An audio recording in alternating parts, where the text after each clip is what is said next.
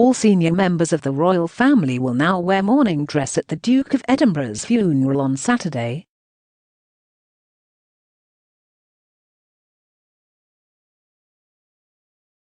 The Daily Mail understands that, in an unprecedented about-turn, a last-minute decision, approved by the Queen, has been made that no royals will wear military uniform, in order to present a united family front.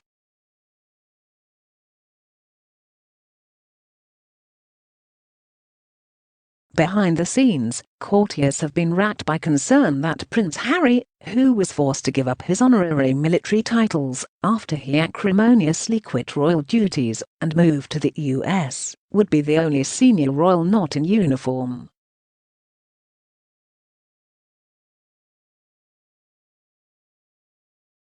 Harry, 36, is understood to have wanted to wear the blues and royals dress uniform he wore on his wedding day in May 2018.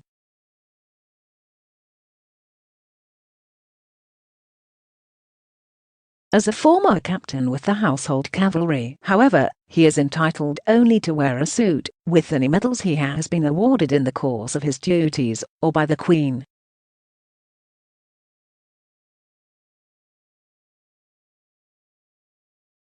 By contrast, the Prince of Wales, Duke of Cambridge, Earl of Wessex and Princess Royal would have been, by convention for a royal ceremonial funeral, in full military uniform.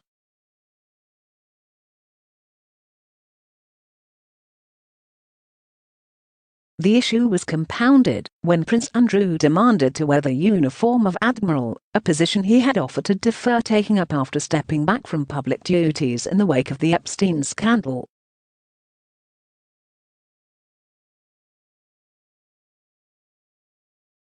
Crucially, Andrew has not been stripped of his honorary military titles and remains a Vice-Admiral in the Royal Navy.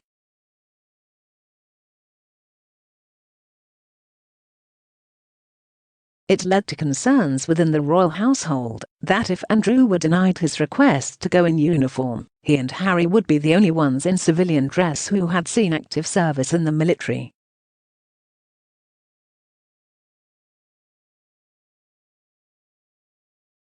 A source said, "There was the risk of real embarrassment. The Queen has decided that, to retain family unity and spare Harry any public humiliation, everyone will dress the same, mourning coats and black ties for the men, simple black outfits for the women."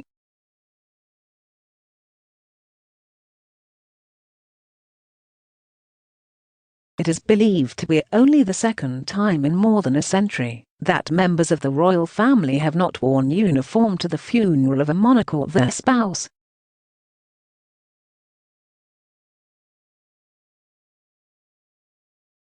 It will, however, be seen as a significant public olive branch to Harry in the wake of his and Meghan's devastating interview with Oprah Winfrey last month, in which they criticized members of his immediate family and accused the institution of racism.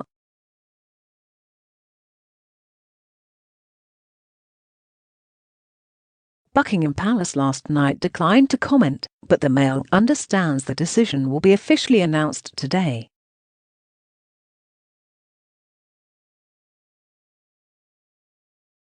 It is believed that there is a genuine desire to try to start to repair stricken family relationships, particularly the rift between Harry and his older brother William, and the funeral of their beloved grandfather may be a good place to start.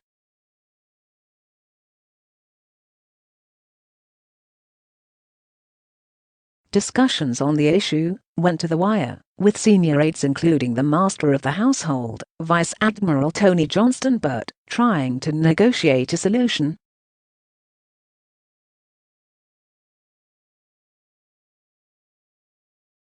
The final decision rested with the widowed Queen. A source close to Andrew said yesterday that he would do what is appropriate and had no intention to distract from his father's funeral.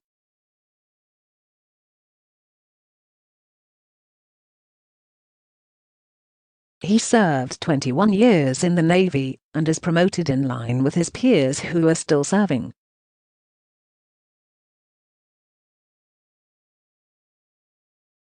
He became a Rear Admiral on his 50th birthday. a Vice-Admiral on his 55th, and had been due to become an Admiral on his 60th last year.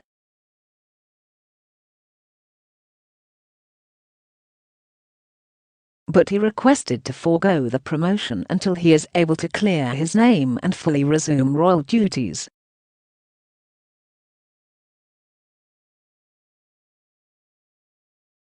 However, it is understood that he still asked to go to his father's funeral as an admiral.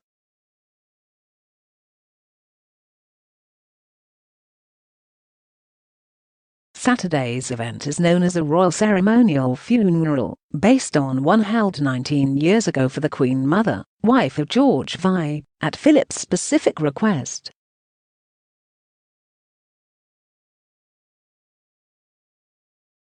It is not as large or as grand as a state funeral, but many of the ceremonial elements are the same.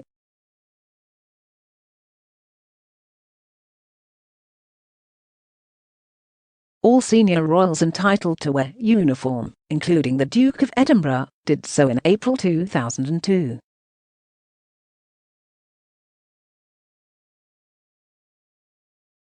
This was in contrast to the private funeral of the Queen's sister, Princess Margaret, weeks earlier, where mourning dress was worn, as well as 5 years earlier at the funeral of Diana, Princess of Wales, by then a former royal.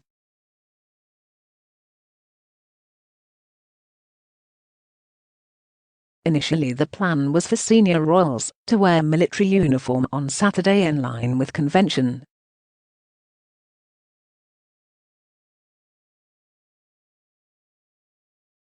But it quickly became clear this was a thorny issue given how vocal Harry, currently quarantining at Frogmore Cottage at Windsor after flying back from the US, has been over the loss of his military titles.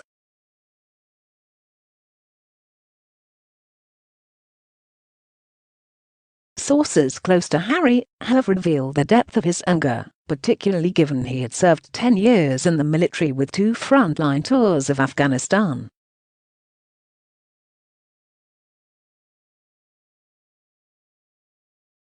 Last month he told Miss Winfrey that losing his official positions hurt, but added that he ultimately respected his grandmother's decision.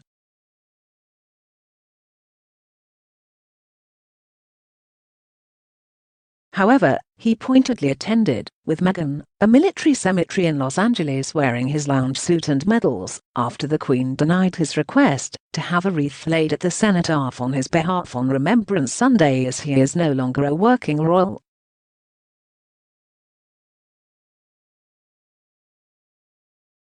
Richard K. How has it come to this?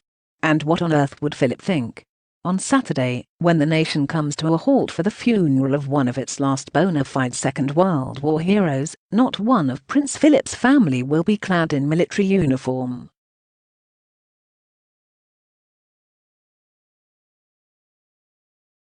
Instead, his sons, daughter, grandsons, and cousins, who by virtue of appointment or distinguished service have a right to regimental or naval dress, will be in mourning clothes. Tailcoats for the men and dresses of black crepe for the women.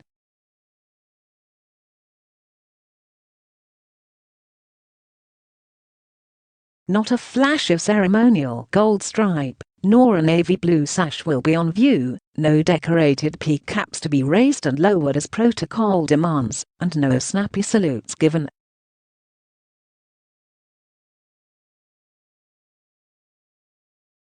So how on earth has it come to this?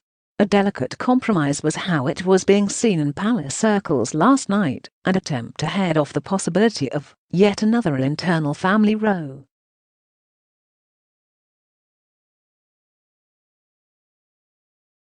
But to many it will look less like a concession, and more like a capitulation. In an instant, centuries of tradition have been overturned.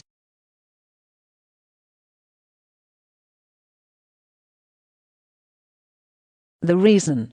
A question of uniforms for 2 royal dukes. The 2 dukes, of course, are Prince Andrew and Prince Harry, both semi-detached from royal life, yet both with a compelling hold on a military heritage.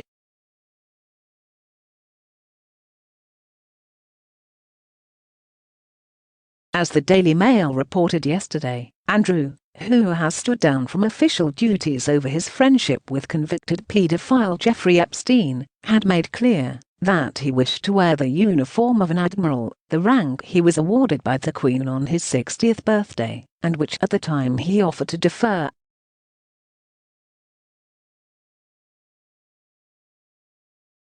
But while this has provoked unease in and around the office of the Lord Chamberlain, which is overseeing the formality of the funeral, the major focus is on the position of the Duke of Sussex.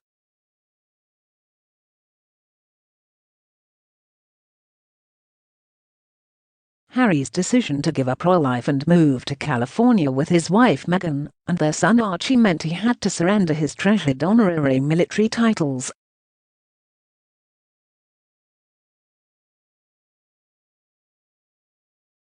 This had thus opened up the very real possibility that Philip's grandson would have been the only senior male royal not in uniform at the funeral of the warrior prince.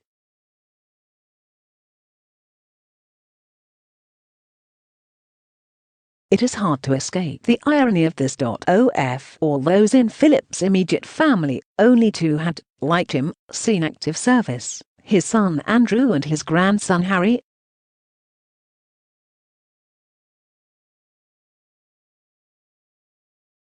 In the Falklands conflict of 1982, Andrew was a daring helicopter pilot flying dangerous decoy missions to lure deadly Argentine Exocet missiles away from British warships.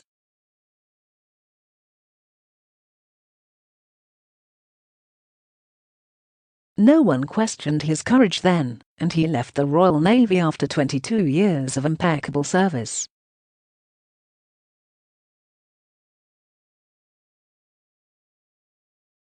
Harry displayed bravery on not one but two tours of Afghanistan, once as an infantry troop leader on the ground and second time round flying sorties at the controls of an Apache helicopter.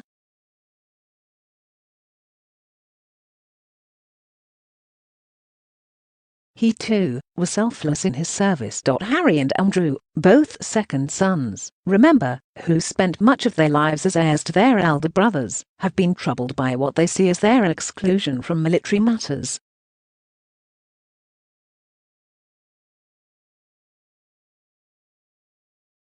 How this has hurt, both hardened by combat, but crushed by disappointment.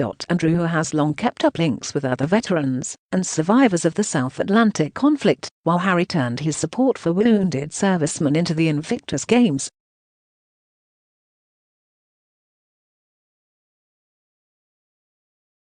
No wonder this has provoked a crisis at the palace. Imagine the scene as the Romulls follow the family patriarch's coffin down the hill from Windsor Castle to its place of rest at St. George's Chapel on Saturday afternoon.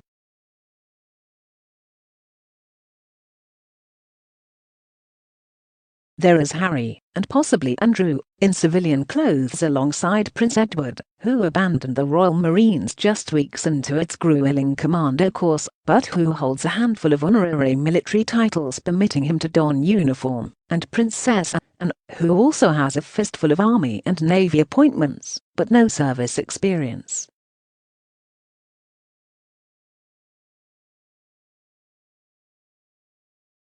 It is difficult to imagine Philip, who said he never left the Navy, but was merely on permanent leave, doing anything but harumphing at this extraordinary state of affairs.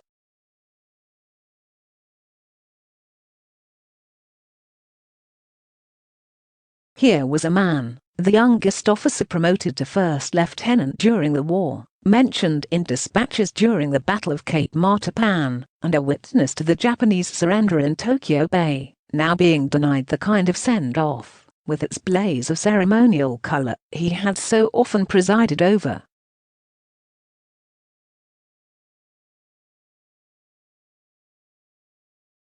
When the Queen Mother was laid to rest in 2002, it was Philip leading the funeral procession in his ceremonial Royal Navy uniform.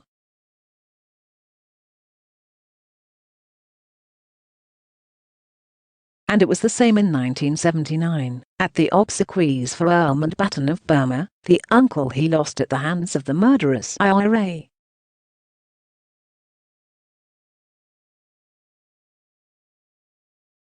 He was in military uniform too, for the funeral of Britain's wartime Prime Minister Sir Winston Churchill in 1965.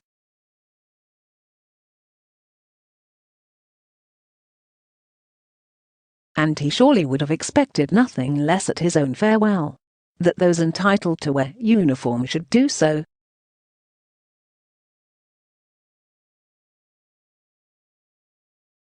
He might have helpfully argued that, if Harry and Andrew could not wear the dress of the senior and honorary positions they held, why not the uniform of the ranks they left the service with? In Andrew's case in 2001 it was as a commander.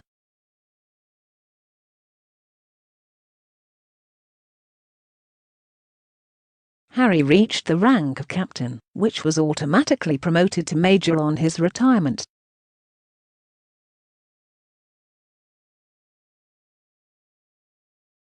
But Philip, too, was the great pragmatist of the royal family. Might he not also have thought how much better if his funeral were a vessel for agreement, rather than one of dissent? They were all denied a place at his wedding, thanks to post-war nervousness at Buckingham Palace.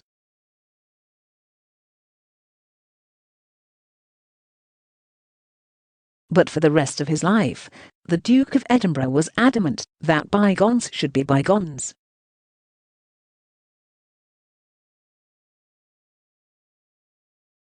That is why he made it clear that he wanted his blood family, the network of German nieces, nephews, and cousins to whom he was devoted, to be properly represented and included in his funeral arrangements.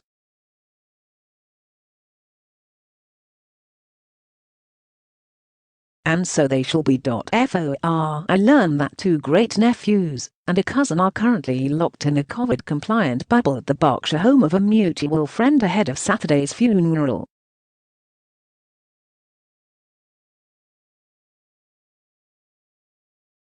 They were quietly invited to fly to the UK last weekend in order to undergo quarantine procedures ahead of the service.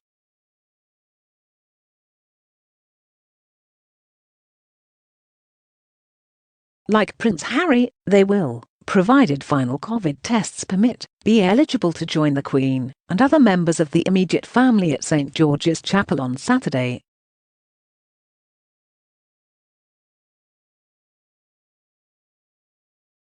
For now, Bernard, hereditary Prince of Baden, Prince Donatus, Landgrave of Hesse, and Prince Philip of Hessen-Langenburg are all behind closed doors in a house near Ascot.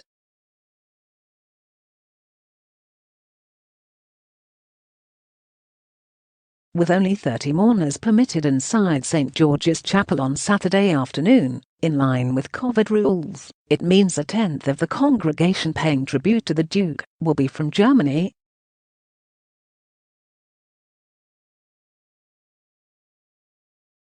It really is an incredible honor, and we are all extremely touched and privileged to be included on behalf of the wider family, says Prince Philip, 51. In a statement from the house, where he and his cousins must remain isolated until the weekend.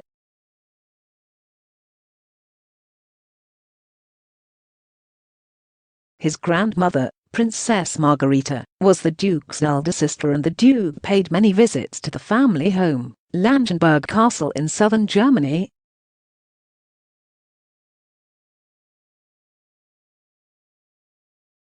Prince Bernard, 50, also a father of 3, is a grandson of the Duke's second sister, Theodora, known as Dolla.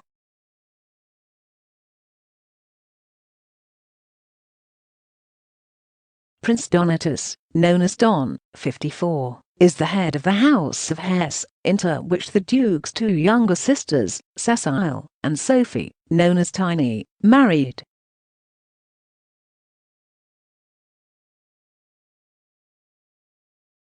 All these families enjoy so many precious recollections of the Uncle Philip, who thought nothing of popping over to Germany for a christening or a landmark birthday party for the offspring and relatives of his older sisters.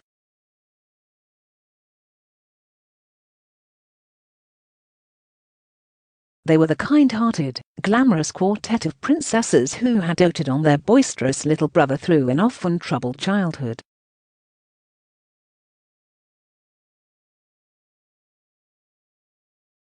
The Duke never forgot that, as I learnt from Prince Philip of Hessen-Langenburg earlier this year, when I was researching the Duke's European family.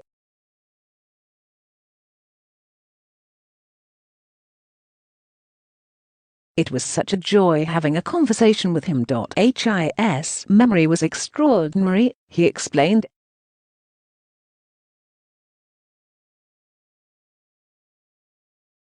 He could remember playing hide and seek in the castle when he was a boy, and he always enjoyed talking to the local people.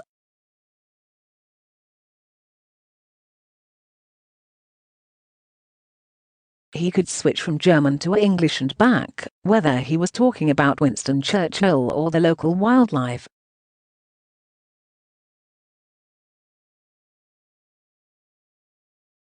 In recent days, quite properly, all the focus has been on the tremendous sadness felt by the Queen, the royal family and the Duke's vast network of friends and organisations.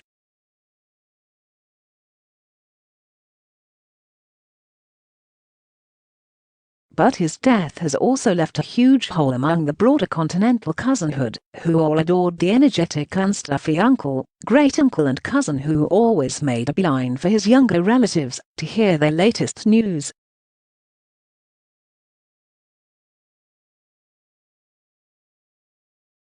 For he was not only an enthusiastic participant in family gatherings. In fact, many refer to him as the glue, or the bridge who has kept the current British royal family closely connected to the European cousinhood.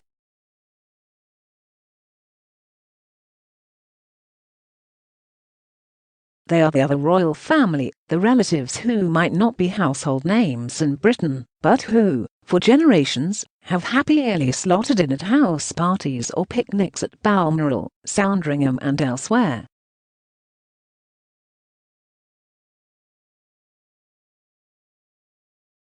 Besides, they are all themselves related to Queen Victoria anyway. It was always at this time of year, traditionally, that the Duke would invite many of his relatives for one of the highlights of the royal calendar, the Royal Windsor Horse Show.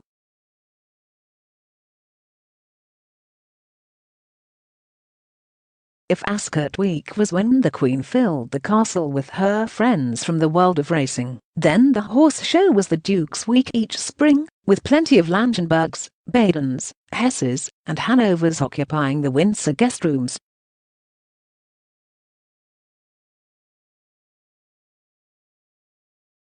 At big family gatherings, whether in the UK or in Germany, there would always be a big crossover.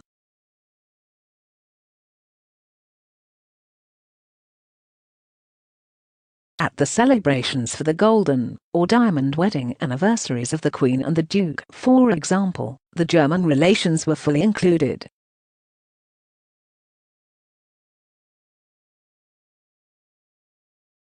Similarly, many a German christening has featured a House of Windsor godparent at the font.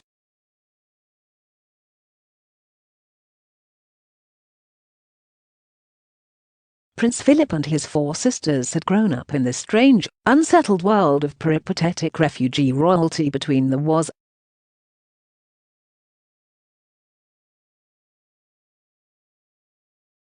They were all born into the Greek royal family, itself descended from the ruling House of Denmark, but had been driven into exile in 1922 after a military coup.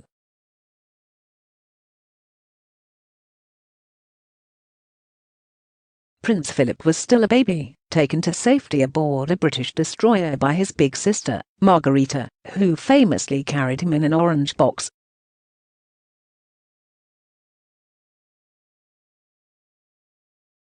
He was just a schoolboy when all 4 of his sisters married within a year of each other, all to German aristocrats.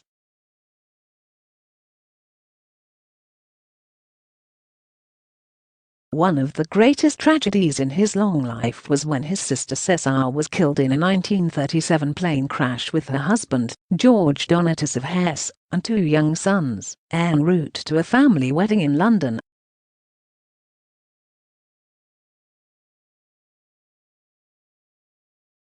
Come the outbreak of war, All three surviving sisters would find themselves on the other side as Prince Philip served gallantly in the Royal Navy.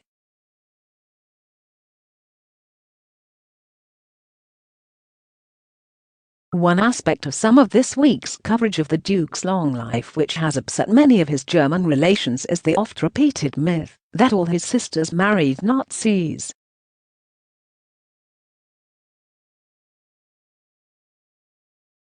Though all the surviving brothers-in-law would be forced into uniform during the war, they were certainly not all active members of the Nazi Party.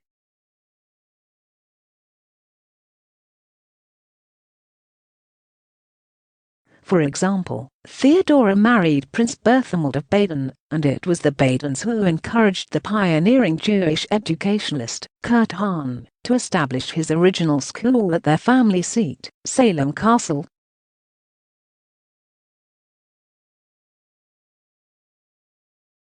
Prince Philip was a pupil there himself until Hahn was driven out by the Nazis. He fled to Scotland, where he founded Gordonston.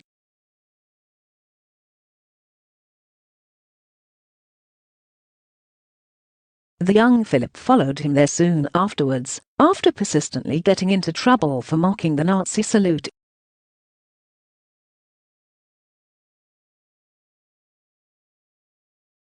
Donna Baden realized that this was clearly no place for her little brother. Come his wedding to Princess Elizabeth in 1947. However, the bridegroom was told that none of his sisters could attend.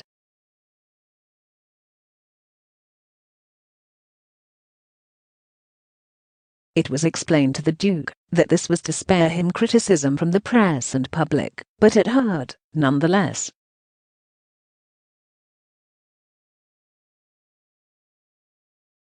He had always loved them all dearly. Only his mother, who had become a nun, was invited to Westminster Abbey for the ceremony.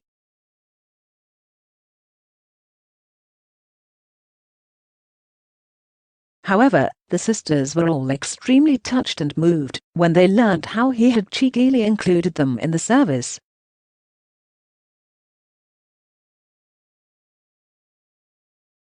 They had given him a joint wedding present, a gold fountain pen, and he insisted on using that, rather than the Abbey nib, to sign the wedding register.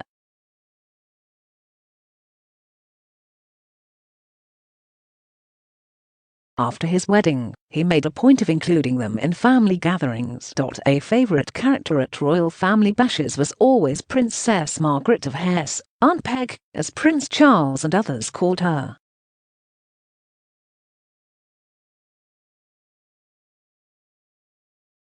She had been the Hon Margaret Jedus, the British bride whose wedding to Prince Ludwig of Hesse had been the reason why poor Cecile and her family were heading for London on that fateful flight in 1937.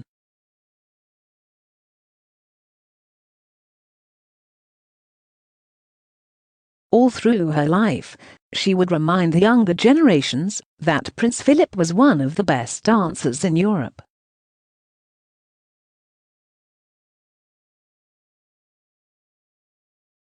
When the Queen paid her first state visit to Germany in 1965, it was again decided that the Duke's sisters and their husbands should be omitted from the formal events.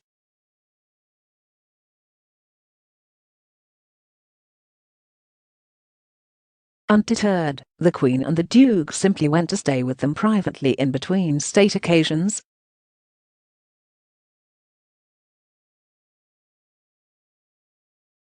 It was wonderful when they arrived on the train at Langenberg. It was the last time a proper train stopped there, because the station closed after that, recalls Princess Charlotte Croy, who was then married to Prince Kraft of Hohenlohe-Langenburg.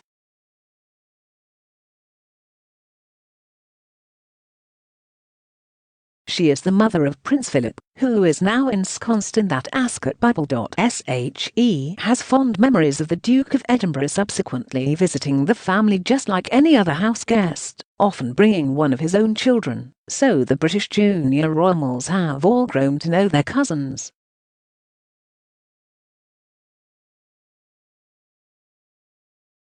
I remember once that I had to finish stuffing all these felt toy animals for a charity, says Princess Charlotte.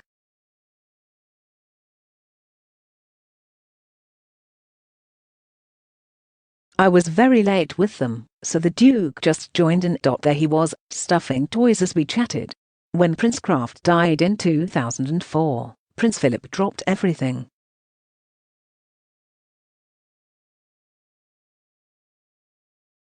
He was the first person we called to share the sad news with, and he certainly made sure he would be there by our side, says Kraft's daughter, Princess Xenia Zuha-Henla, a great niece of the Duke.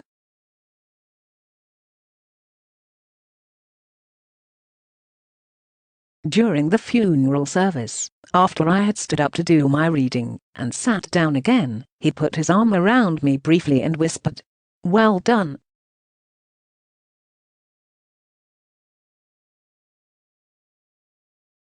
It was one of the biggest compliments paid to me in my life. If you got that kind of a remark from someone as practiced in public appearances, you knew you'd got something right.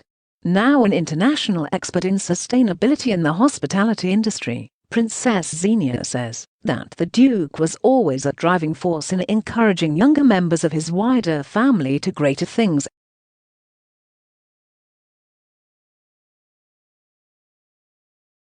His unofficial motto was always, "Just get on with it," she tells me from her home in Munich.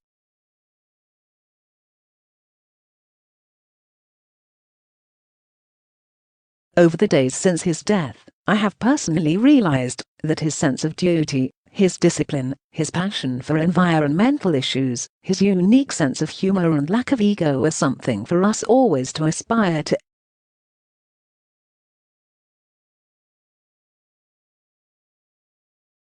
He certainly motivated me to be courageous and to stretch my horizons. I am forever grateful for this influence of his.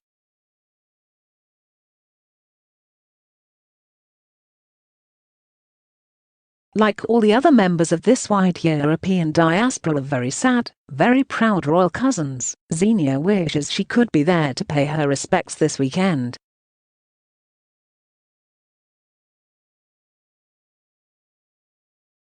But they are all very pleased and deeply touched that, when it came to surrounding himself with his nearest and dearest at the end, dear Uncle Philip had certainly not forgotten the family into which he was born.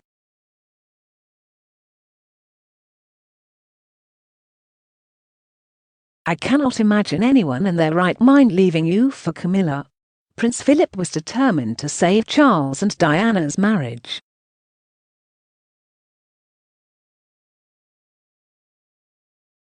Here, Giles Brandreth reveals the Duke's tough but tender letters that made her laugh and cry. One of the things that saddened and worried the Queen and Prince Philip about Princess Diana was not that she was popular, but that she allowed her popularity to go to her head.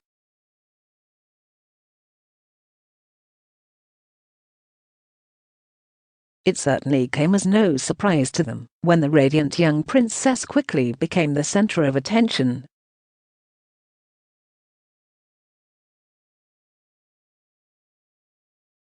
Once upon a time, Philip and Elizabeth themselves had been viewed as characters from a fairy tale.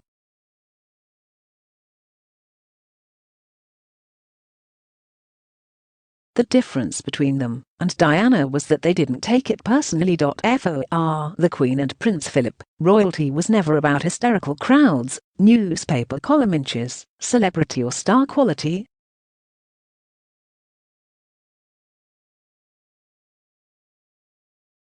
It was simply about duty and service. When I discussed this with the Duke of Edinburgh in his library at Buckingham Palace, he said to me, "You won't remember this, but in the first years of the Queen's reign, the level of adulation, you wouldn't believe it.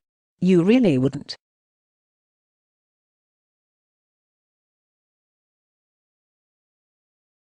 It could have been corroding. It would have been very easy to play to the gallery, but I took a conscious decision not to do that.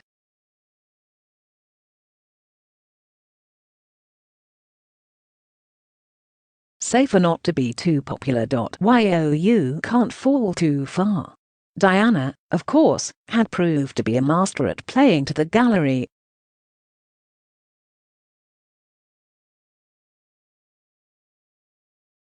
Yet when Philip first met her as a shy 19-year-old, she'd brought out his protective instincts.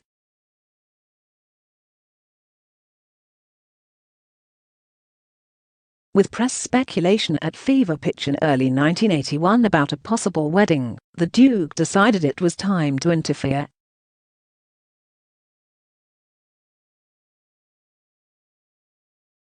In a letter to his 32-year-old son, he pointed out that the girl was young and vulnerable, and it was time for Charles to put up or shut up.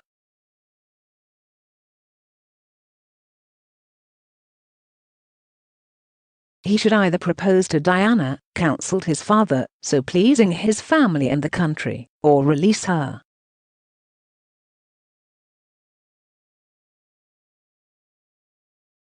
But he really shouldn't let her go on dangling in the wind. Was it the kind of letter a father in Philip's position should send to his son? Earl Mountbatten's daughter, Patricia, also Charles's godmother, had no doubts.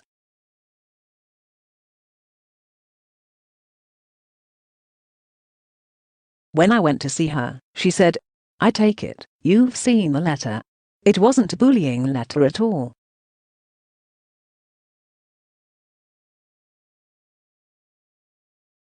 It was very reasonable. It was fair. It was sensible. But that wasn't at all how it seemed to Prince Charles at the time.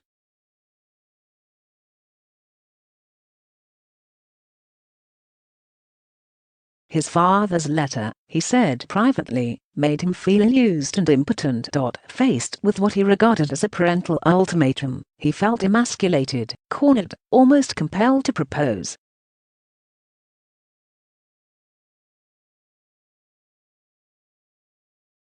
There are certainly two sides to the sorry story of the marriage of Charles and Diana, and as I had friends who were good friends of each of them, I've heard both sides.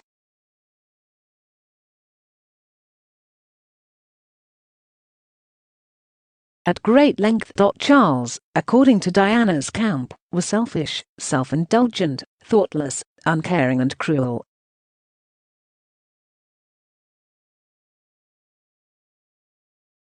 He was jealous of her popularity with the public, and made no effort to share her interests.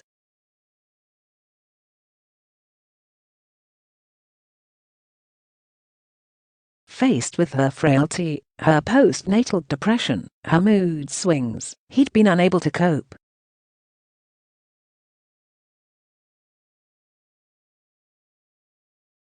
And instead of responding to her cries for help, her bulimia, her attempts at self-injury, he'd sought solace in the arms of Camilla Parker Bowles.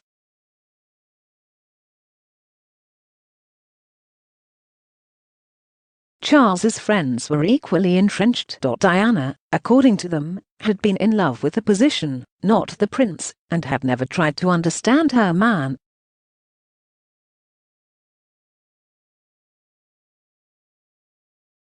Self-regarding and self-absorbed, she resented her husband's range of interests, and demanded a cull of some of his closest friends.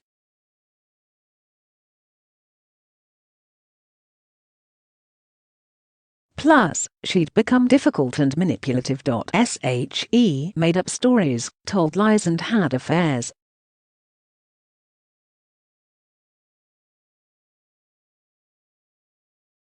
Really, Diana was beyond the pale. But where did the Queen and Prince Philip stand?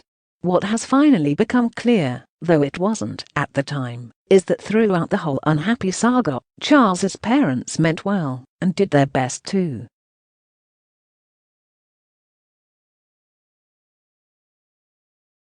They had been full of hope for the success of the marriage. When it began to go wrong and others said "I told you so," among them, Charles's friend Nicholas Soames, Philip's friend Penny Romsey, the Queen Mother's friend Lady Fermoy, Diana's maternal grandmother, Elizabeth, and Philip said nothing.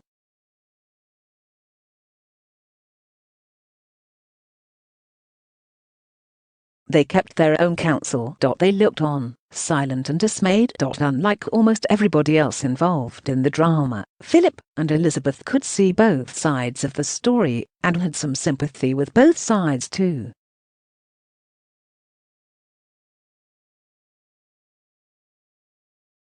The Duke, in particular, was always a shrewd judge of character, but contrary to his public image, he was also capable of genuine kindness and understanding.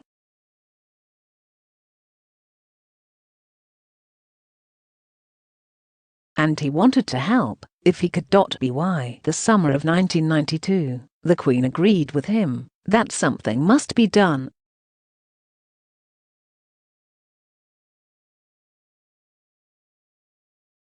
That June, the Sunday Times had begun to serialize Andrew Morton's book, Diana, her true story, which portrayed the princess as a wronged woman, locked in a loveless union and psychologically battered by an unfeeling husband.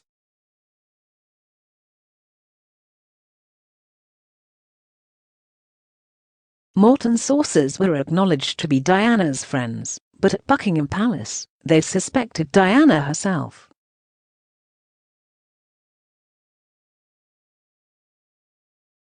They were right, of course. Diana hadn't met Morton, but, through an intermediary, she'd recorded tapes for him in which she told her dramatic story.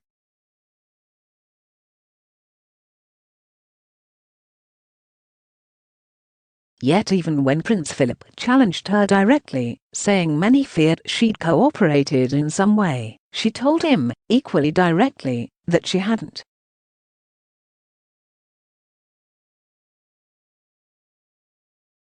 She lied. That June, the Queen and Prince Philip sat down with Charles and Diana at Windsor to listen to their woes and talk about the way ahead.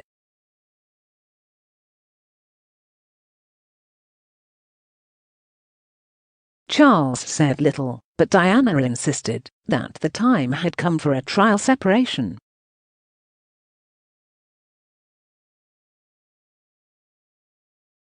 The Queen and Prince Philip were totally as one. They counselled the unhappy couple to search for a compromise, to think less of themselves and more of others, to try to work together to revive their marriage, for their own sakes, for the sake of their boys, for the sake of crown and country.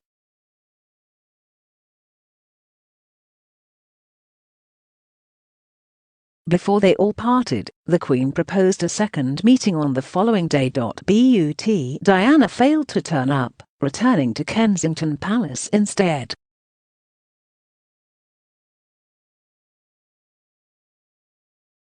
It was around then that Philip decided to act. "I try to keep out of these things as much as possible," was his line, unless he thought he had something useful to contribute.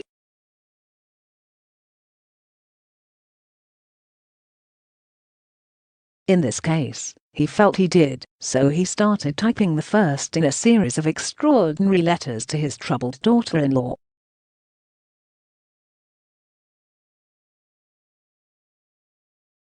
Letters had always been the Duke's most effective means of personal communication.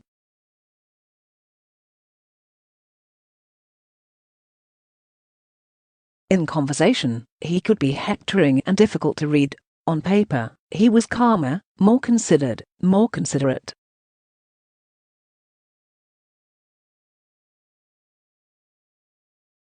He used letters to show he cared.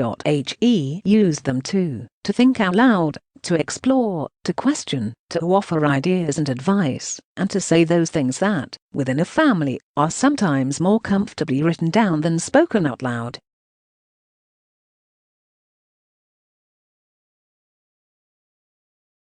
The existence of his very personal letters to Diana are no state secret, but they've been the subject of much misunderstanding.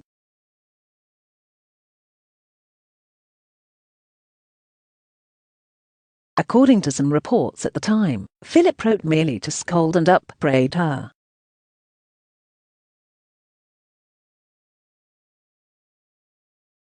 He was even accused of calling her a trollop and a harlot, which left him distinctly unamused.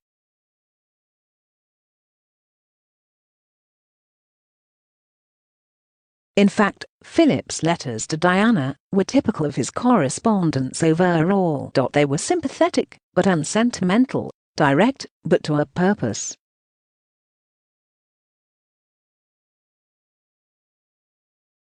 Each seemed to say, "Here's a problem, let's unravel it, separate the strands, see if we can't make sense of them, come closer to a proper understanding of what's wrong in the hope of being able to do something towards putting it right."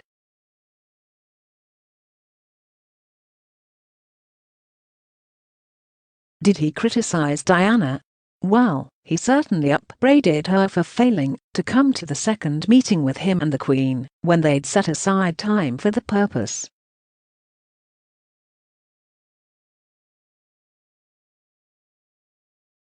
He also asked her to examine her own behavior and acknowledge there had been faults on both sides, and he reminded her that, while Charles was sometimes difficult, she wasn't always easy herself.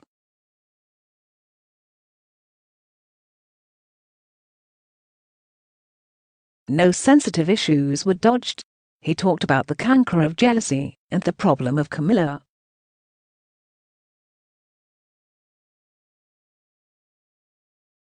He certainly didn't condone his son's ongoing relationship with Camilla, not for a moment, but he did want Diana at least to try to see the situation from Charles's point of view.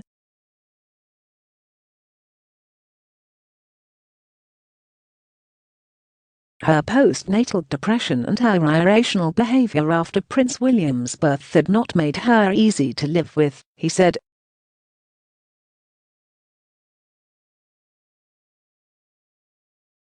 Her constant suspicion of her husband was wearing in short. Philip confronted his daughter-in-law with home truths and invited her to think about her marriage, long and hard.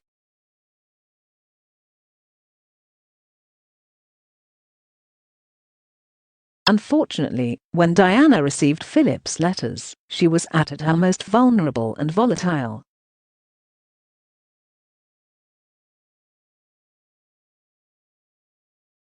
As soon as one arrived, she opened it, scanned it, usually burst into tears. Then she shared it, as soon as possible, with her closest friends.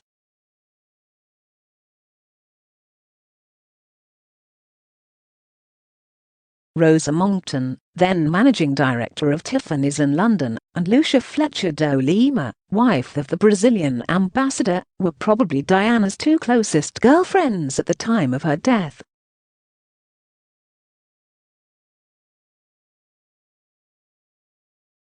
In the aftermath, I had lunch with them, and they described to me the ritual of receiving, reading, and replying to the Duke of Edinburgh's correspondence.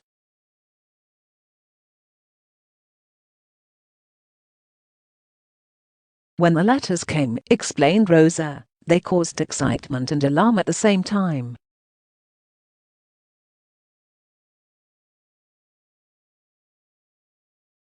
Diana was very up and down. Something he said might make her cry, something might make her laugh.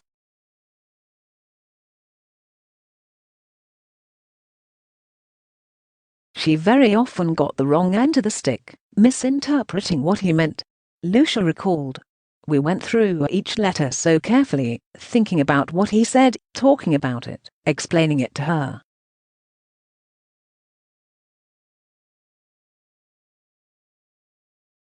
We'd get into the car and all go to the Brazilian embassy, and sit together, and read the letters, line by line.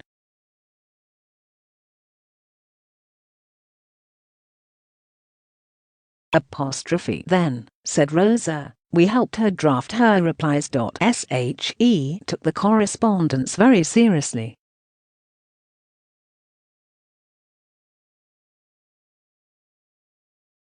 The exchange between Philip and his daughter-in-law continued for more than a year.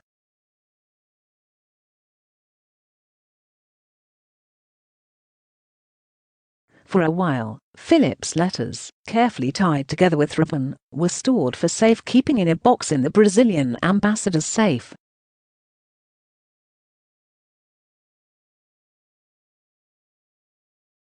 Rosa Monckton agreed. Actually, he was pretty wonderful, she said. All he was trying to do was help.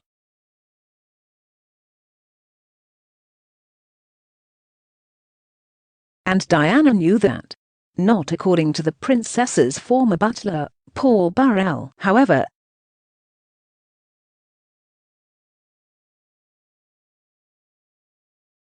He claims Diana found many of Philip's letters brutal, and that he'd plainly never understood her.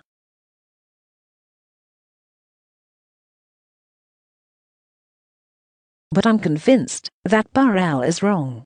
Philip did understand his daughter-in-law.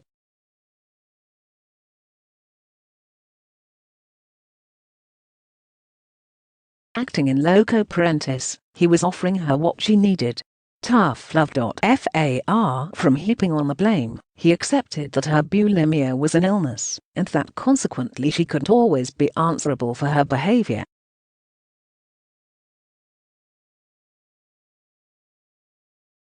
He acknowledged too that Charles was wrong to have returned to Camilla, but he told Diana that she too was wrong to have taken other lovers, and he asked her to reflect on why her husband had sought out his old flame.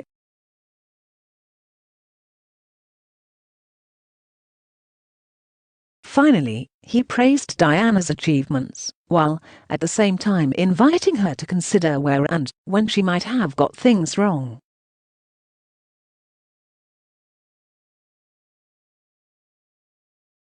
Being consort to the Prince of Wales, he reminded her, involved much more than being a hero with the British people.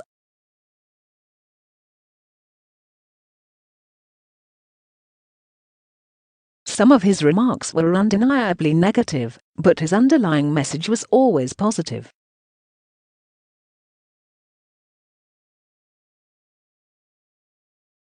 As for his purpose, it was characteristically practical: to guide her towards the possibility of a reconciliation with Charles.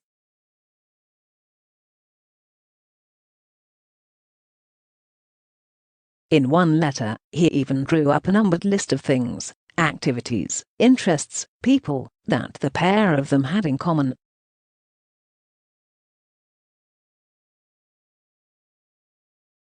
I doubt that the trained marriage counsellors could have done very much more. To be fair, acknowledges Burrell, Prince Philip did more to save the marriage than Prince Charles.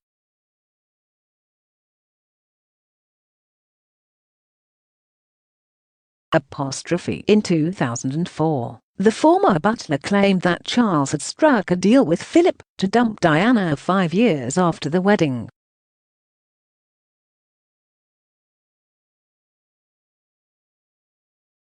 According to Burrell, Diana also suspected that her father-in-law had been a collaborating architect in the marriage's downfall, and that he'd given Charles his blessing, with a nudge and a wink, to renew his liaison with Camilla.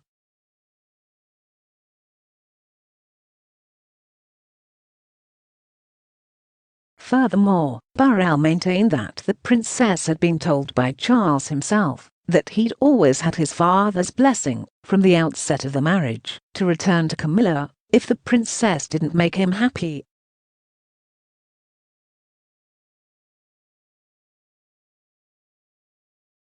Diana, of course, was capable of saying many things, and different things on different days.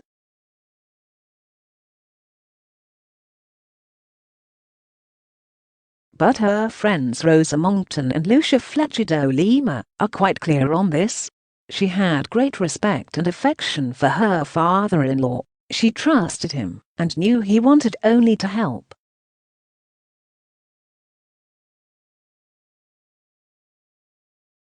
The idea that the Duke could have arranged a 5-year get-out clause on his son's marriage is simply not credible.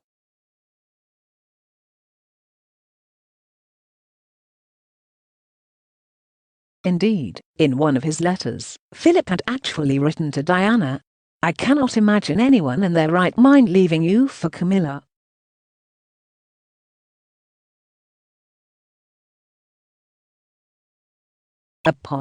Along with the Queen, however, he also found some of her behavior frustrating, bewildering and troublesome.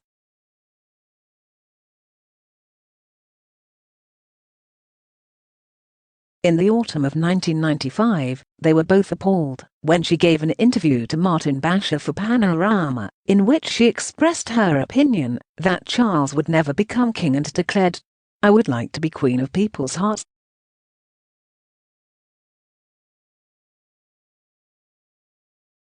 The Queen declared, "Enough is enough." After consulting with Philip, she wrote to both Charles and Diana, telling them that an early divorce was now desirable.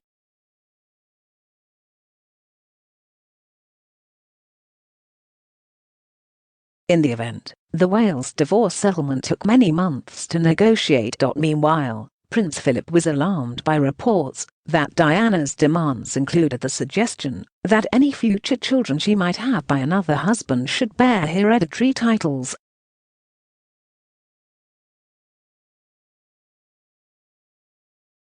His own view was that, as well as losing her rank as a royal highness, she should have her title downgraded from the Princess of Wales to Duchess of Cornwall, on the basis, as he put it, that when it's over, it's over.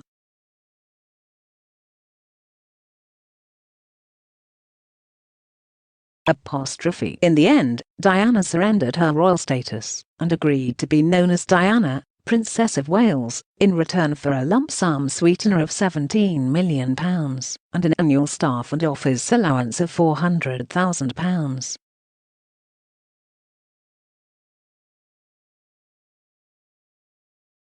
And that was that. Except, of course, the worst was yet to come.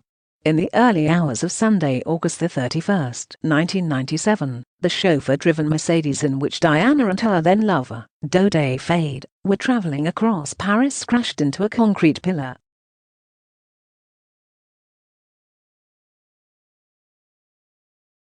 Her funeral was not a comfortable experience for Prince Philip. For one thing, Elton John had never been one of his favourite performers.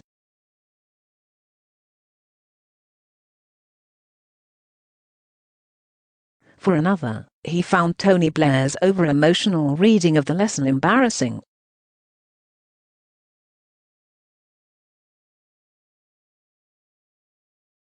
And both he and the Queen felt that Charles Spencer's impassioned address was illogical and insulting.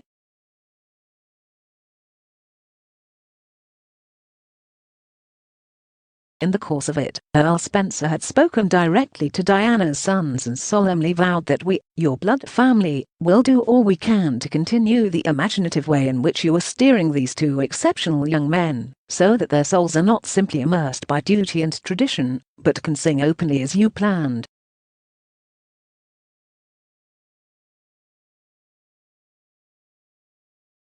The Queen and the Duke of Edinburgh did not join in the general applause. Later, privately, Her Majesty said that what had disappointed her about Charles Spencer's address was that it failed to do justice to his sister's memory.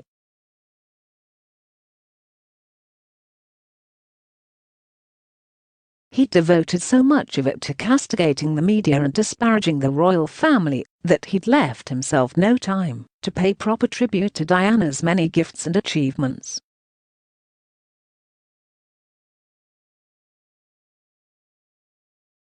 The Queen was especially saddened by the fact he'd failed to acknowledge the importance to Diana of her personal faith.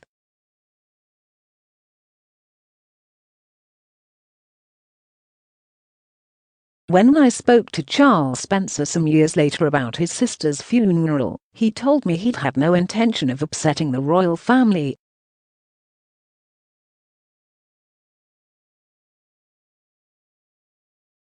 I asked him how much hands-on involvement the Blood family had had with the boys and their upbringing, and he admitted, "Not a lot."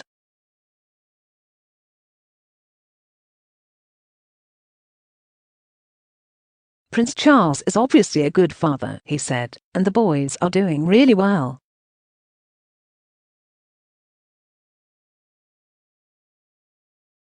"I think Diana would be very happy about the way they've grown up." I asked how he felt about Camilla.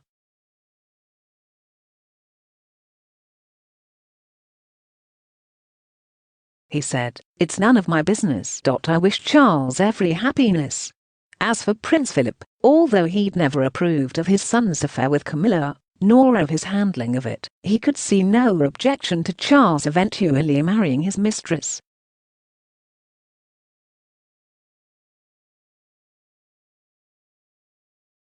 Being a pragmatist, he was pleased to see the situation regularized. "You can't argue with the inevitable," he told me.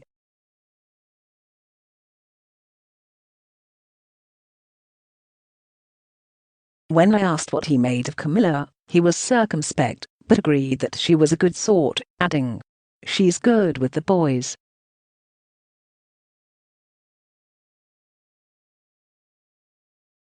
The Queen, for her part, discovered quite quickly that Camilla is very much her sort of woman.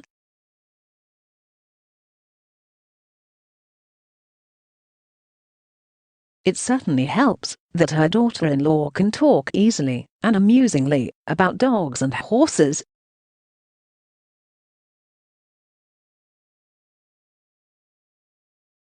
In addition, Camilla is comfortable with the Queen's view of life. She's politically incorrect, in a good way, funny, self-deprecating, realistic, and, like the Queen, she's a mother and a grandmother who's been a bit tempest-tossed, but has managed to weather the storms.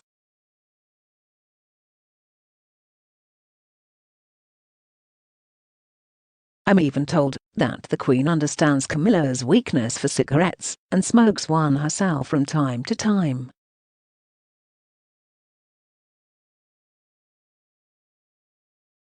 At the wedding in 2005, Her Majesty made a witty speech in which she welcomed her son and his bride to the winner's enclosure.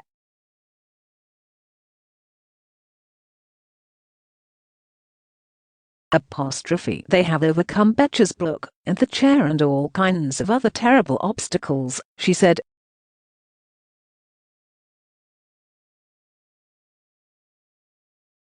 They have come through, and I'm very proud and wish them well. My son is home and dry with the woman he loves.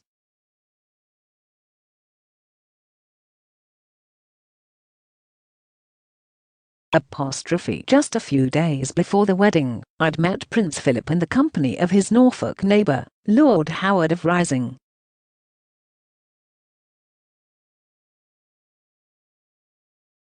Daringly, Lord Howard reminded him of the saying, "When a man marries his mistress, it creates a vacancy."